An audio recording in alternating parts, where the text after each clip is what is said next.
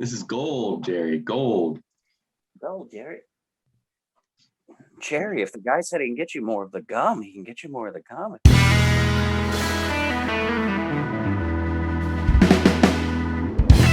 What's up, everybody? Welcome back to Listography. Jason, Joe, and Crams are here. Songs of the year. And we are into a new decade, the 70s, 1970 this week. For me, this was absolutely brutal. The toughest year yet. The Hot 100, very good. The wildcard selections were brutal. So many good songs. It was impossible, but I got it down to 5. How you guys looking? I look like this because I'm unhappy. We could have a 1970 B, C, D, and E all-star team here. I mean, I've got 8 5-stars albums in the 70s, and like 11 more 4.5. So the deep cut's getting it down to 5. Not good. I do think the 60s from 67, 8, 9, stronger for singles still than the 70s. I don't know, 1970 was a weird one for me album-wise. In general, I had Neil Young winning on our albums of the year, which kind of came out of nowhere. And looking at the songs, like there's a ton of great songs, don't get me wrong, but I don't know if any of these would be like in my very, very top, like 69 had with Give Me Shelter and a bunch of great Beatles tracks and everything like that. So I do think it's a slight step down, but it's still incredibly loaded. Every one of these songs is great. And there's a lot of songs that I really like that weren't even like a consideration because I just, there's too much stuff ahead of them.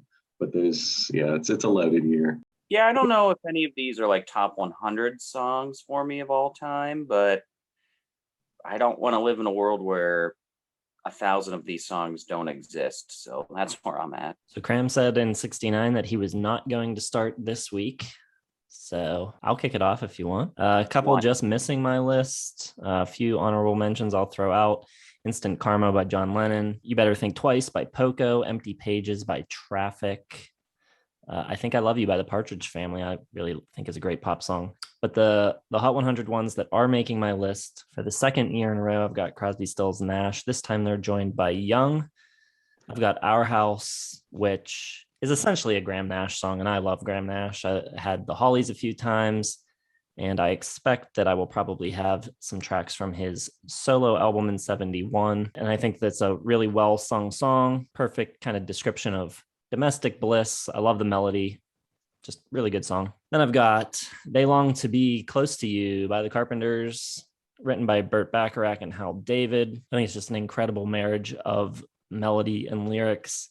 Karen Carpenter's voice is like butter, so good. The arrangement's great. You got a lot of the Wrecking Crew players on it, so the performances are top notch, really good. Then I got another recurring artist from 69. I've got the Guess Who again with Hand Me Down World. Great track. Written by their guitarist, Kurt Winter. So, mostly when you think of the Guess Who, you think of Randy Bachman and Burton Cummings, but Kurt Winter able to throw out a great song as well. Still sung by Burton Cummings with a grittier vocal performance than some of the other tracks I selected last year. He really digs in on the last chorus. It's awesome. Then I've got someone who will be appearing regularly for the next decade or so. I've got Todd Rundgren with We Gotta Get You a Woman. This was his first solo hit, went to number 20. His vocals and harmonies on it are great. There's all this extra percussion on the choruses that really help move the song along. There's all these other little touches too. There's like some flute in the bridge section. Really shows off his production skills. And then my winner comes from the Hot 100. So gonna hold it. I don't think of those two when I think of the Guess Who. Now I just think of you and how you've been a closet Guess Who fanatic for so long without us really knowing. And every time you mention it, me and Joe just look at each other just like, what? It's crazy. It is really bizarre. I'll go next. My 5 from the Billboard charts. A lot of good ones this year. Number 5, I got Hello Darlin' from Conway Twitty. I just think it's such a cool, unique song. How he starts it off kind of talking with the questions, and then he answers with like this full choir behind him. The vocals rise up. just really cool, and some amazing lap steel guitar, of course. Number 4 from my 1970 winner for albums of the year, I got Neil Young with my favorite Neil Young song, Only Love Can Break Your Heart. Lovely little 3/4 waltz time from Neil. Really great round bass tone. Vocals, probably his best vocal performance. And I love the layered vocals when it comes into the chorus. Just really cool sounding, very like mesmerizing almost. Number 3, one of the great iconic opening little touches, the French horns on "Didn't I Blow Your Mind This Time" from the Delphonics. Philly sound is, it kind of had like that Motown big orchestration. There's like a little hint of danger in it, like a little Curtis Mayfield maybe, and Tom Bell, who was like the orchestrator of the sound. One of his more iconic tracks. Just great vocals. I love how the big drum builds kind of come in on 4, like it kind of throws off the whole timing of the song a little bit, but really cool. Number 2, this one barely reached the top 100, but a great track. And I know everyone loves to bash on Eric Clapton lately, but I love this one, Bell Bottom Blues. I don't think he's like the greatest guitar player of all time. He's not like, it's not Clapton is God in my mind, but I do think he's a very underrated singer.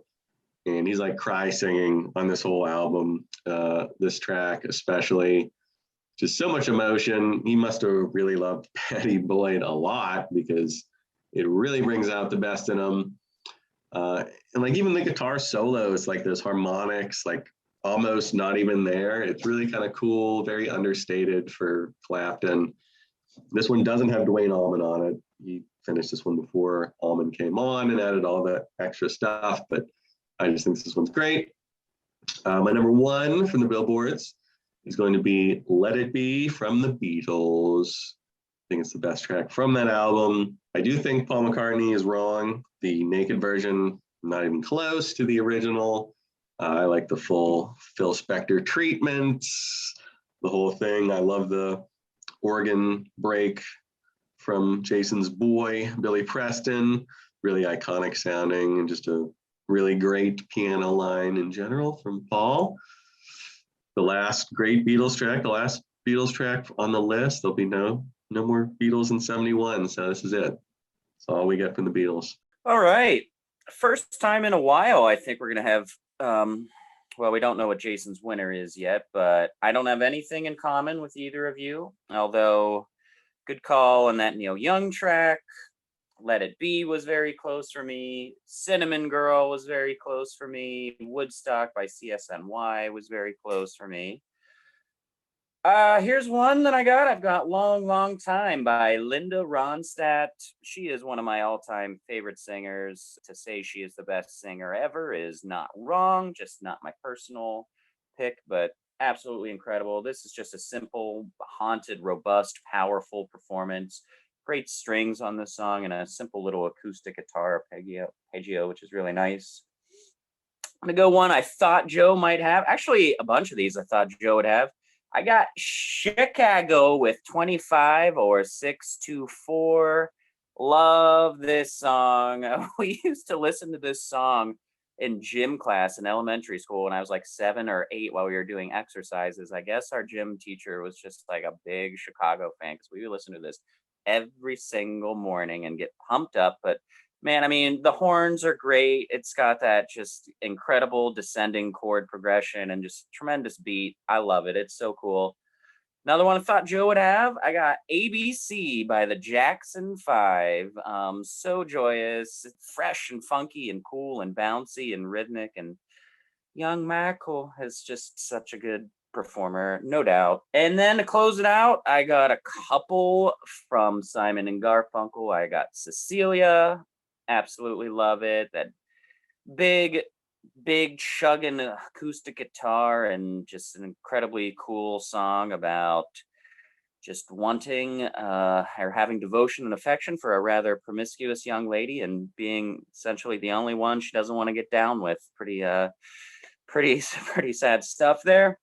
And then the crowning achievement of Art Garfunkel's moment has got to be Bridge Over Troubled Water. His vocal performance is incredible and just a really lovely, delicate, fragile yet very strong at the same time. It is just an incredible song with an incredible local performance.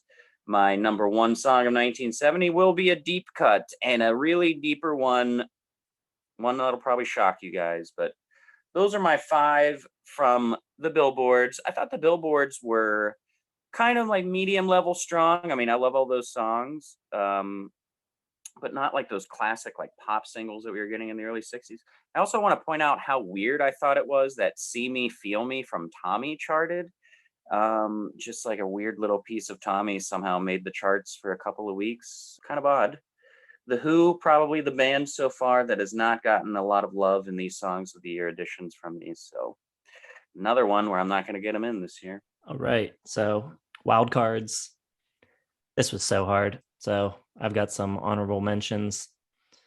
Bunch of John Lennon songs: Isolation, Love, God. Some George Harrison songs: Isn't It a Pity, Beware of Darkness. You Take the Dark Out of the Night by Emmett Rhodes, whose album from 70 made my albums list. He doesn't get any tracks on the songs list though. No Wheels to Ride by Mott the Hoople. Moondance, Into the Mystic by Van Morrison. Amarina by Elton John. Living Without You, Harry Nilsson's cover of the Randy Newman song After the Gold Rush. Sunday Morning Coming Down. Time and a Word by Yes. So many good songs, but these are the 5 I got for the wild cards. Going with All Things Must Pass by George Harrison. His actually was not the first version of this song to come out. The first recorded version to be released was Billy Preston's version, who, George was closely related with, working with him. And George's version is amazing. I think it's awesome. You got Ringo, Clapton, Klaus Voormann, just a great lineup on it. Originally inspired by The Weight by the band, and you can kind of hear that influence all through All Things Must Pass, the whole record. I've also got from another Beatle, I've got Maybe I'm Amazed from McCartney. This song really feels out of place on McCartney 1, which that whole record is very kind of just like him, mostly acoustic guitar stuff and kind of just really almost like thrown together feeling. It feels very loose and free. And then at the end of it, you get this big kind of like, it sounds very Beatle-y. It's big, it's a bigger production. And he actually recorded it at EMI Studio 2 at Abbey Road, where most of the rest of the record he recorded at home. But he plays all the instruments on it, and it's just a phenomenal love song. Just a really great vocal performance, and just everything about it's awesome. It did actually chart not until 77. The live version charted by Wings from the Wings Over America record. This version was never released as a single, though, so it did not chart. All right, and then that's it for the Beatles on my wildcard list. I've got A Song for You by Leon Russell. Amazing song. I think the Donny Hathaway version is probably the best known version of the song, but his original version, the way he kind of just croaks the vocals, his voice is so cool, and that just puts so much more feeling into it. Such a powerful song. I love it. I've also got Strangers by the Kinks, the song written by Dave Davies, one of 2 songs that he wrote for the Lola album. A song about a friend of his that overdosed. Very touching song. I love the simple arrangement on it. There's a great drum part on it too. I think it's great. Really kind of slow kick and tom pattern. Great song. I love it. And then kind of different than all the rest of my picks recently, I've got a hard rock classic. I've got Child in Time by Deep Purple. A contender for me for the best hard rock song of all time. Ian Gillan's vocal wails are just absolutely unmatched. Blackmore and Lord's solos are both just insanely great. One of my favorite guitar solos ever, one of my favorite organ solos ever. The vocals are incredible. The whole thing, it's amazing. It completely rolls. So those are my wild cards. I'd just like to point out that it's a little unfair for Jason to just be rattling off all these sort of nominees. Like, come on, we'll be here all day. Rattle away. We rattled on albums. Go ahead. I know, but I thought we weren't doing this for songs, so I've been trying to stick with just the 10.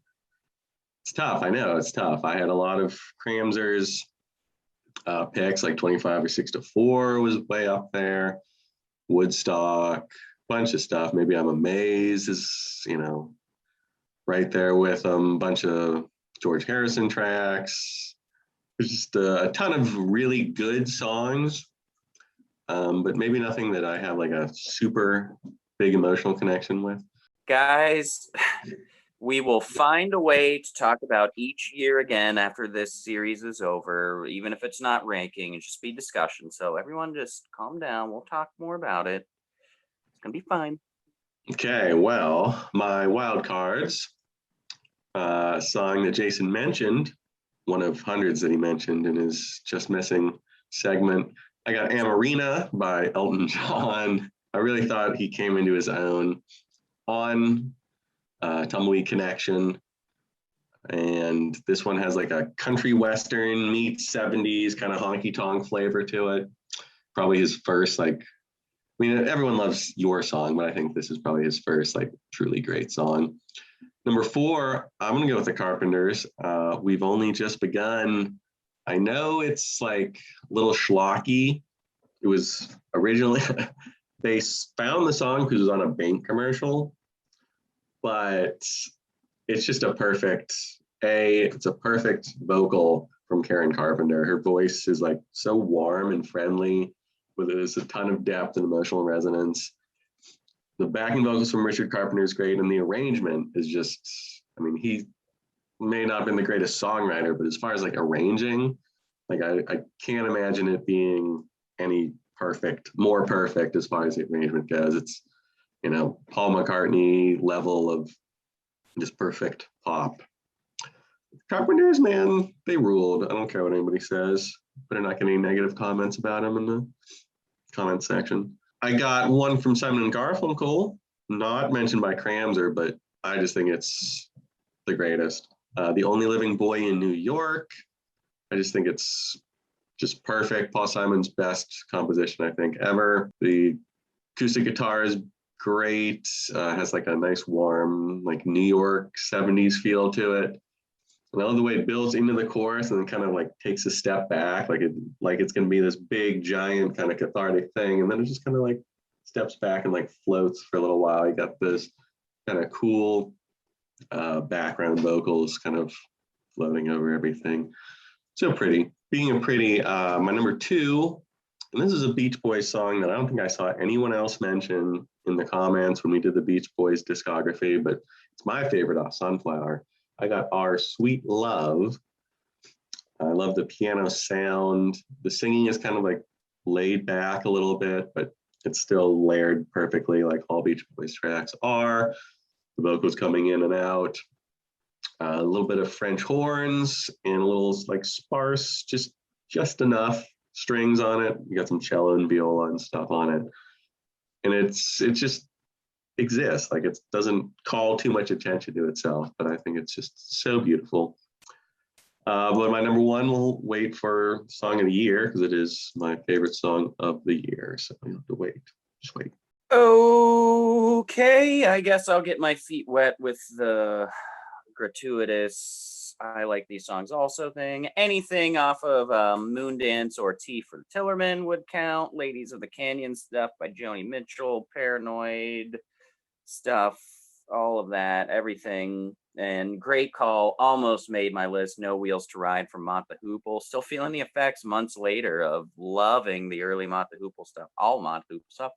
And if unofficially, my super almost made it was God by John Lennon. So you guys already named a lot of great ones. I got a pair from my album of the year winner of 1970, Led Zeppelin 3. I've got Immigrant Song, one of the all-time great galloping, awesome hard rockers. Plant never sounded better with a scream than he does there. And I've also got That's the Way, my favorite Zeppelin song.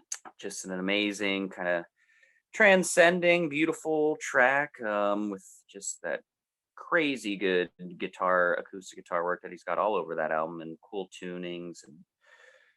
And from Joe's album of the year winner, I've got Don't Let It Bring You Down, my favorite song off of that by Neil Young. I love the higher range vocals that he does, and I think the lyrics are just so cool. It's Only Castles Burning, that whole section of the lyrics is just fabulous. And then a really, really deep cut here. I'm going to go with an instrumental by Santana, Incident at Neshabur. Neshabur. Someone type that out phonetically for me in the comments to correct me.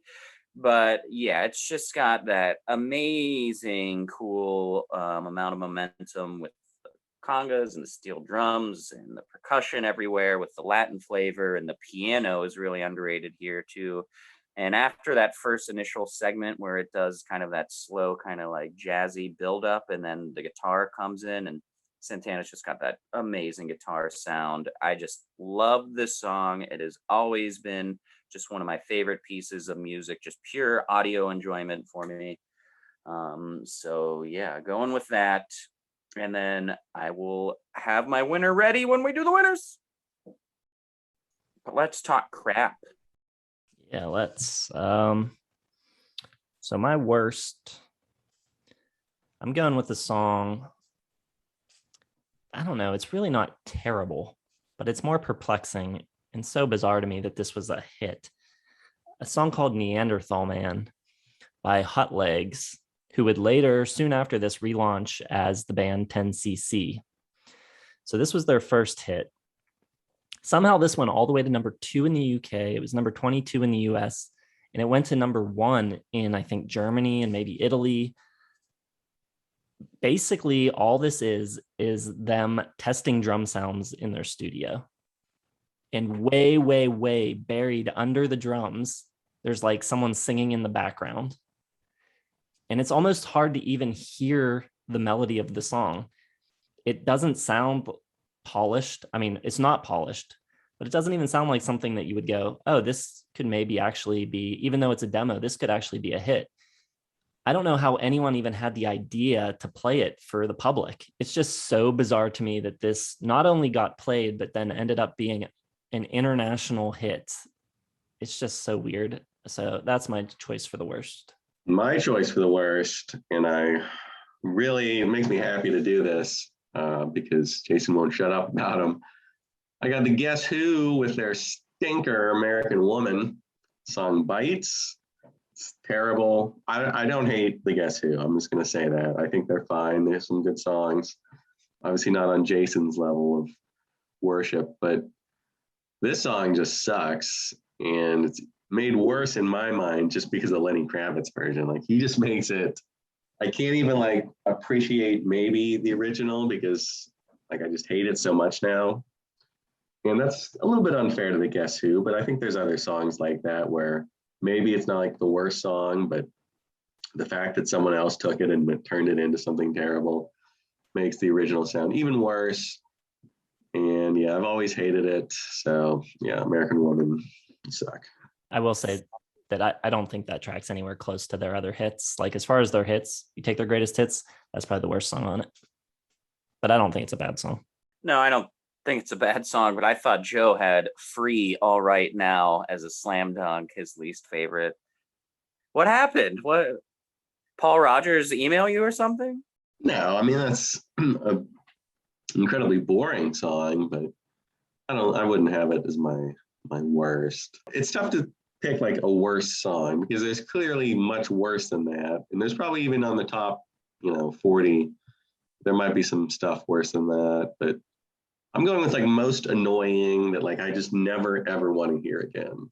So American Woman has like a special kind of annoying. Free is just like one I don't even want to listen to, but it's so boring that it kind of just the antithesis of like rock and roll to me. Well, for me, I'm going to go with Jesus Loves the Little Children. Everything is Beautiful by Ray Effin Stevens. Just a bunch of nonsense, really weird. I don't like the choir, the kids, none of it. It's way too perky with its lyrical content and just like weird, like Christian hippie vibes. I don't know. I want nothing to do with it. Not a big Ray Stevens fan at all. So let's move on. What a weird career Ray Stevens had. That's like a decade now of him being in the running for worst like every single year. Yes. And I know everyone, we get so many in the comments, like, any chance you guys will do blah, blah, blah, blah, blah, blah. There's no chance we will ever do Ray Stevens, just in case anyone wants to know. We will cover everything except Ray Stevens. All right, my winner. Song of the year, 1970. This record just missed my albums of the year, but it's got the best track of the year. It's Let It Be by the Beatles. Not going to say it's the last time I'll have a Beatles song because, Free as a Bird in the 90s is a possibility. This is a slight cheat because I have this considered in my Hot 100 list, but the mix of the single and the mix on the record, I prefer the record version. The guitar solo is a little lighter and some of the strings and stuff aren't as loud on the single version, but I just love it. I think it's a great song. Very simple, very straightforward as far as the chord progressions go. As far as like a Beatles hit, super simplistic. A lot of their other hits, much more complex, a lot more going on, but this is just, beautiful. I love the lyrics. I love the vocal performance. Billy Preston on organ is great, and the guitar solo is fantastic. I love everything about it. Just a great song. Favorite of 1970. Well, he drops the bomb again. Another Beatles track, another instant winner. I don't think anything can beat that one. Well, maybe this one, probably not, because this is just an artist that nobody seems to respect anymore. But I'm going back to my boy Eric Clapton with Layla. It's just such a good song. I didn't want to put it at number one just because it just feels so obvious, but it insists upon itself. It's so good. The guitar playing, Clapton's, he wrote it as like an acoustic track, like a love ballad or whatever. Duane Allman came along and was like, screw that, man. Put in that iconic opening riff, put in all the incredible slide guitar playing. He's like going into like dog whistle, like his range is so high. He's playing notes that aren't even on a regular guitar neck. I forget how he did it, but he's like literally playing like above the normal range of the instrument. Sounds so cool. I think the singing from Clapton, like on Bell Bottom Blues, he's just so powerful. And I guess it takes, lost love or unrequited love to get it out of him, because he would never really do this again. Like he's never sung this well before or after. And it just kind of the perfect, storm of his love for George Harrison's wife brought out all of this from him. And then, you have that like 3-4 minute piano coda, kind of reminds me of like Hey Jude. And yes, they did steal it from, I forget who exactly. There's a whole story behind it. But it's just like this perfect storm of all these different elements that came together.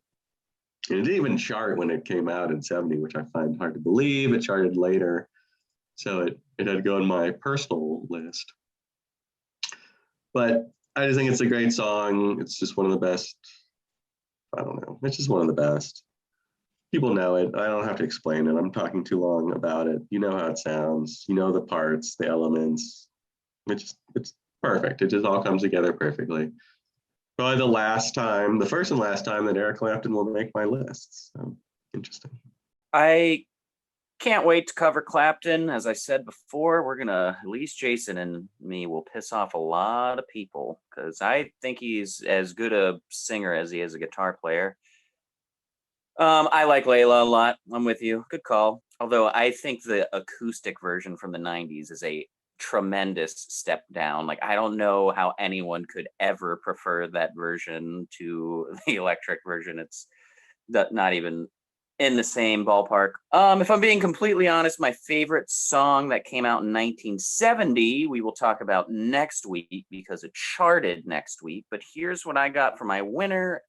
And damn you, Jason, you stole my thunder. It is Child in Time by Deep Purple. We alluded to it. Hard rock is coming at the end of the 60s. Boom, baby. It is here. This is hard rock in itself. It is just, yeah, like Jason said, Gillian's vocal performance with the screams is just so, it's everything that little runt from Greta Van Fleet wishes he could do. I mean, Ian is really just like on top of a mountain here, like summoning power from the friggin' gods. It's amazing. And man, it's got everything you want. That blasting organ, that treacherously slow build up, and when it does the breakdown before the solo, that dun, dun, dun, dun, dun, dun, dun, dun, that's just such great rock and roll.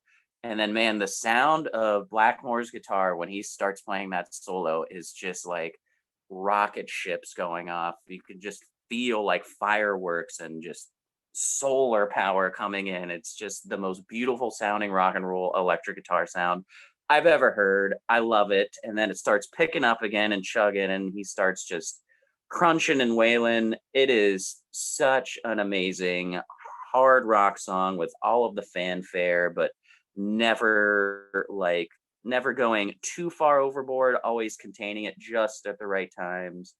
It's fantastic. Hello 70s, hello hard rock. We're here. Child in Time by Deep Purple. I had no idea you liked Deep Purple that much. It's very surprising to me. Good picks. I think that's going to be a pretty tight three-way battle, actually. You think I'm taking it? I don't think so. I don't have a chance. I'm not here for the points, people. I'm here to let you know what my favorite songs are, but if I get 10% of the vote, I'll be happy. I'm the Ross Perot of the group this week. It's fine, whatever. You haven't won in like 10 years. In a decade, I think. Yeah. Yeah. I think the last one I won for was Stand By Me. Joe, Well, technically, I won with God Only Knows. Joe ran away with it last week as expected with Gimme Shelter. Do you have a point update? Do we know what the score is? Jason is in the lead with 6.5 wins. He really dominated the 60s thanks to his love for the Beatles over and over. Again, and he, of course, leads off the 70s with another Beatles cut. I'm in second. I'm moving up to 5 wins, thanks to Gimme Shelter. Crams he was doing good in the early 60s, late 50s. That was his time, 3.5 for him, but it has been a while since he earned the coveted Song of the Year vote. Well, for anyone new here that doesn't know what we're talking about, you can find a link in the description that will take you to our website, where you can vote for which of our songs of the year is your favorite. You can also let us know what your favorite song of the year is down in the comments. Hit the like button, subscribe to the channel if you have not yet subscribed, hit the bell for notifications. You can also find links in the description to our Facebook, Twitter, and Instagram. And come back next week for 1971. Thanks for watching.